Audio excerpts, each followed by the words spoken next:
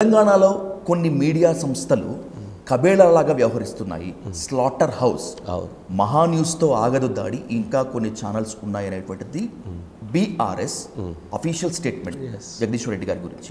Sir, ఎలా చూస్తారు అసలు ఈ స్టేట్మెంట్ని, మహా న్యూస్పై జరిగినటువంటి దాడిని? అంటే ఫోన్ ట్యాపింగ్ జరిగిందా లేదా, సిట్టు విచారణ జరుగుతుందా లేదా, దీనికి మీడియా మీద దాడి, దీనికి మళ్ళీ ఆంధ్ర తెలంగాణ అంశాలు, ఎక్కడైనా ఏమైనా సంబంధం ఉందా? సంబంధం ఉంటే ఇది సంబంధం ఉంది అని చెప్పవచ్చు.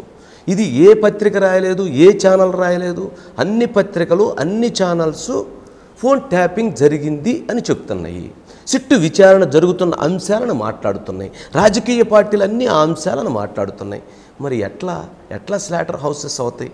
అంటే మీడియాని గొంతు నొక్కేస్తాం, నరికేస్తామని భయపెడితే మీడియా ఆగిపోతుందా? ఇది ధర్మమేనా? ఇది సమంజసమేనా?